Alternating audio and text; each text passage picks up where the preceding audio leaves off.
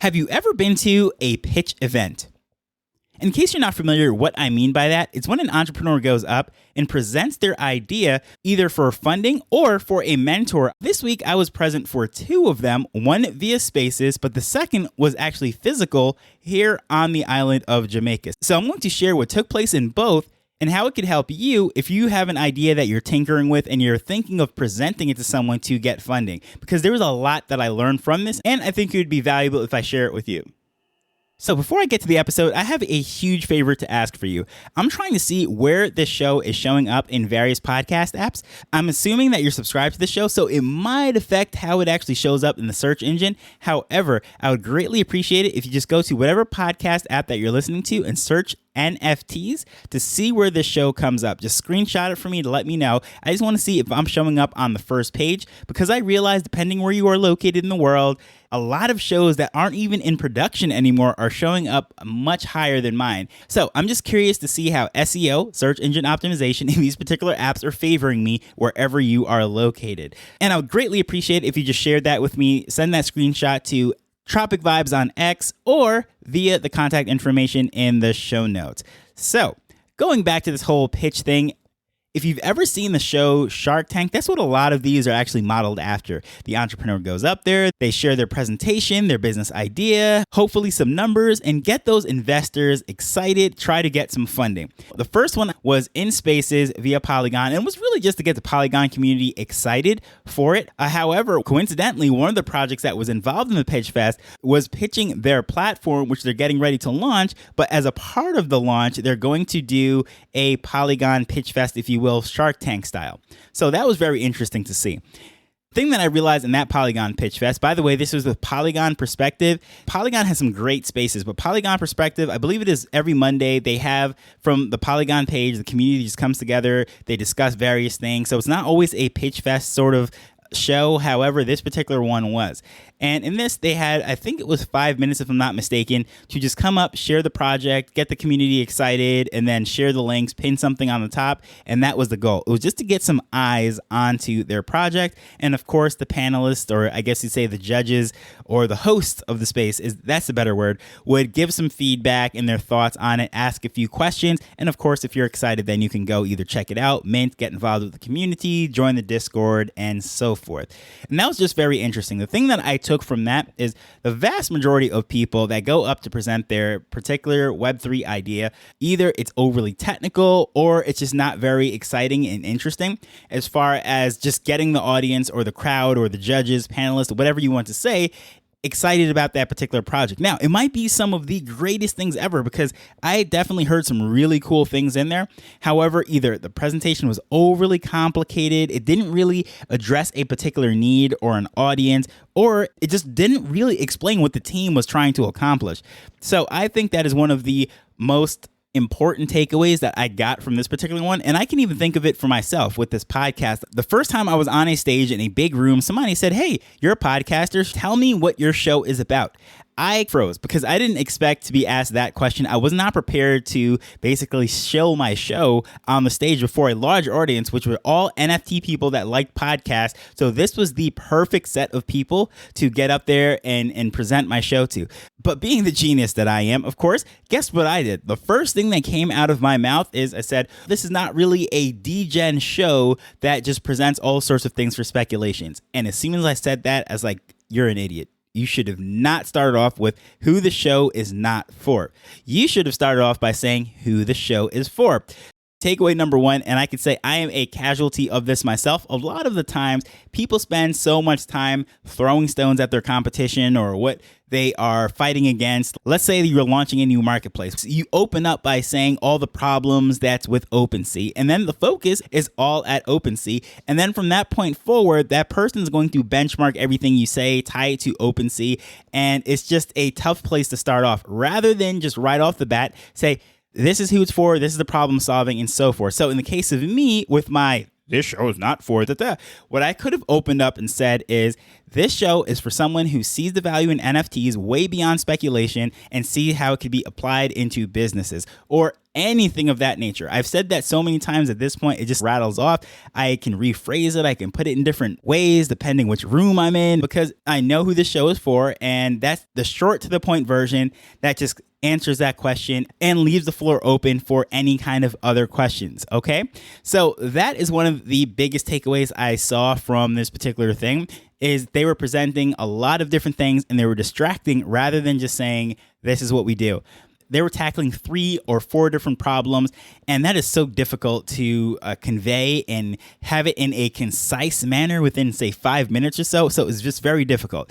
So the thing that I realized is that they have to zone in. They have to narrow down to make the message as clear as possible. And even with these podcast episodes, that's something I've learned over time, that rather than trying to hit a whole bunch of things and do a scatter shot, generally speaking, I have one single topic per episode. Enough successful people over the years have told me, focus, that you narrow down into exactly what you're trying to do, who you're trying to serve, what problem you're trying to solve, and that is how you're successful in anything. And when you're making the pitch, you do the same thing. That's a few things that I learned in the space. Now, it's a lot different when you're sitting at home and you're behind the comfort of your phone. Maybe you're in your house with your nice air conditioner, or if you're in a cold area, you have your hot cocoa or your coffee, whatever it might be. It's a completely different animal when you're standing before a live audience. And in this particular room where I went with Kingston Beta last night, it was about 100 or so people in there. Then you have the panelists and the judge and the well-esteemed and accomplished colleagues, if you will, sitting right there in the front. And you're presenting to them. You're using a slide deck behind you, which is another issue in itself, which I'll get to.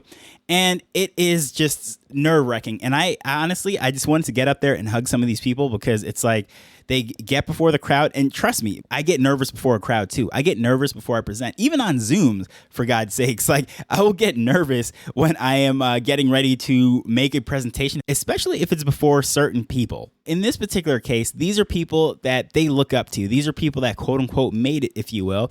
So it could be very intimidating. But anywho, they get up there, they make this presentation, and the same thing comes into play. Some of them I just did not understand like who it was for. And it brings me to the same thing I said about the spaces being clear and concise, because many of them, great slides, nice and colorful. The person was vibrant and whatever. But at the end of it, I turned to the person that I was sitting next to and I was like, what exactly are they solving? What exactly is the product or the service, or what are they building?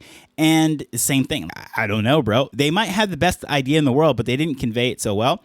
And I think it's just the time crunch, having that audience there, then the nerves. There's a lot of things in combination. Not to mention, as I said, there is a slide behind them. So they're doing their PowerPoints. Of course, PowerPoints just always let you down. The clicker is not working, or it's jumping ahead too far. It's giving away the punchline, if you will, before the joke comes. Of course, I'm speaking about the presentations, but it's like getting to the point before you say it, because it's revealing to you soon all of these different things.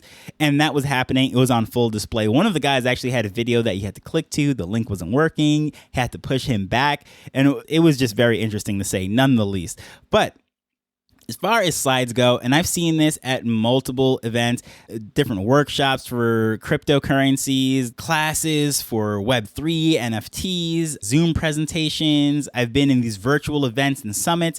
I think the vast majority of people put way too much text on these slides.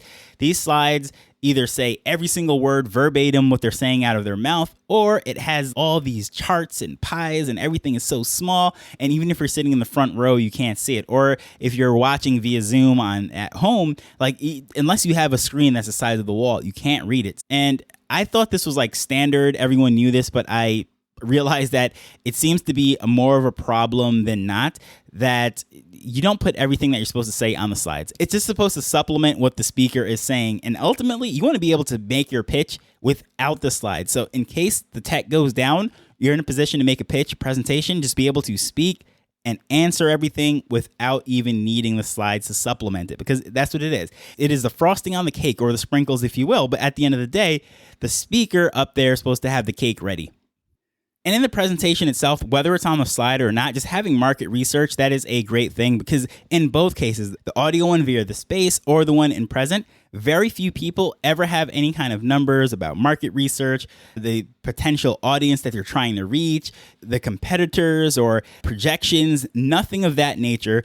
And even at this one that was live, I believe it was just one person out of all of them that actually had some market projections that were relevant, and their competitors really did some research and had that to show. And I thought that was really great. This actually was the person that ended up winning. Kudos to that team. But in both cases, or even when you're in spaces, right, if you're discussing your project, your idea, just anticipate questions. A lot of the times it's like these presenters, they seem like they never expected anyone to ask a question. They just wanted to present and be done. Everyone would then either cheer for them, give them a standing ovation, or cut out a check, go buy something on their website. I don't know exactly what they're looking for, but almost every time someone opens up for a question, it's like the presenter just wasn't ready for it. So that is just another thing.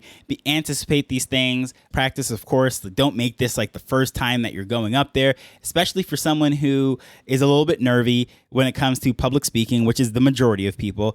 Just have your thing down to the point that at least you have it memorized. And if not memorized, because I don't memorize anything verbatim, but what I mean is you have the points and the topics at least down. You do the presentation 3, 4, 5 times. So that way, if your notes blow away, your slides go down, whatever it might be, you can at least carry on the show. And I think that's just awesome. And just be open for criticism, because at the end of the day, it doesn't matter how great the idea is, there's always some room for improvement. You might not have thought of something that somebody else might have thought of.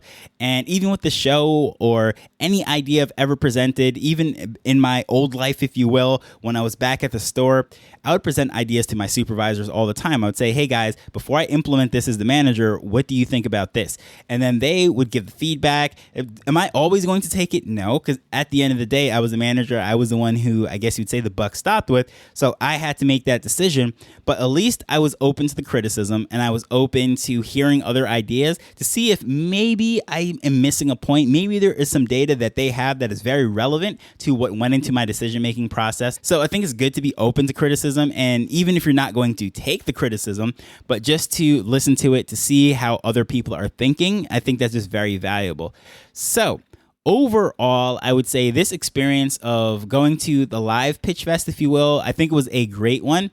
And even though there wasn't much of a Web3 presence there, I went with 2 other members of the Carib DAO, and for the most part, there was no Web3 presence there. Another guy that I actually know from the island who is, I guess you would say, the glue within the tech community that is integrating blockchain technology, NFTs in his marketing and all of this stuff. It was great to finally meet him in person, because I've only interacted with him via X or via phone call. So that was great to just be there, shake his hand, see eye to eye, and really see how he operates. And he is a master networker, by the way. I wish I had even half of his charisma when it came to working the room. He was hopping from group to group and shaking hands. And he said, oh, I just want to check that person. And he's walking all over the place, just big personality, big charisma, whereas I might be physically big, I might have a lot to say, but my personality and my outgoingness, if you will, is nowhere near that. And I thought it was just amazing to see him in action.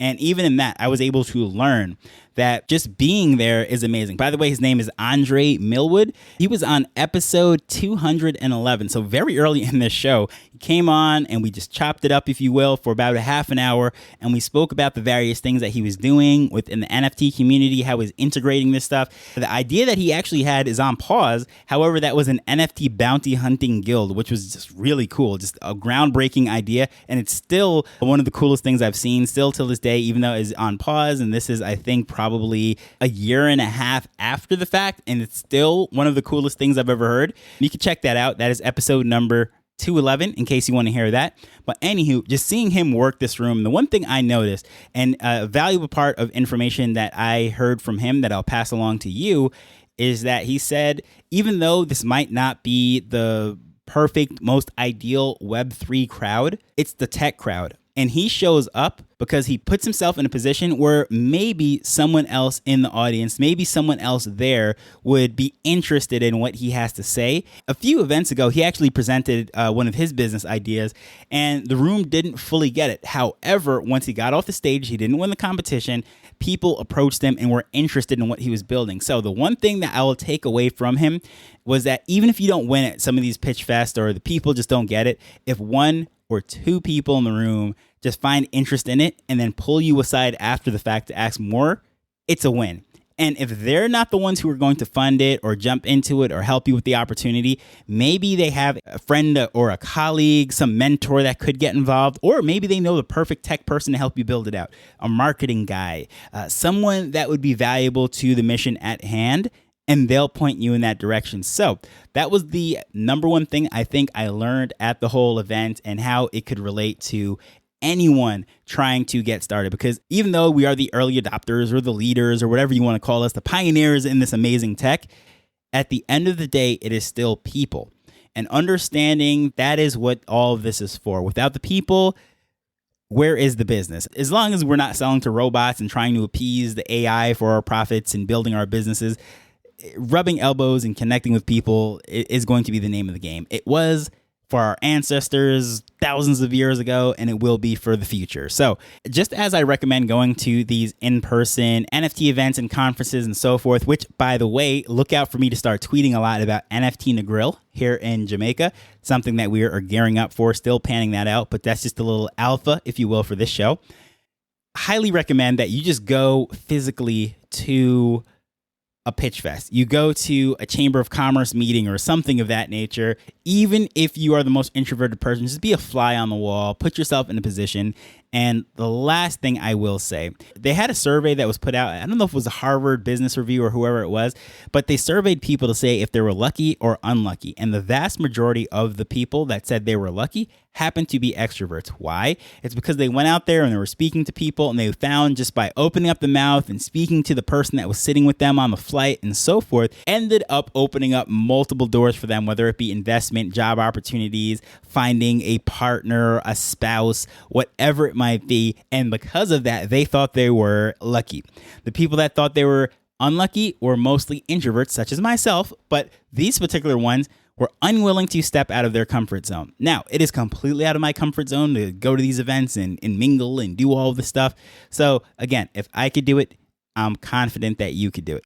Hopefully you found value in hearing all of this. It bridges it all in: business, NFTs, crypto. It all comes together beautifully in how we can serve people.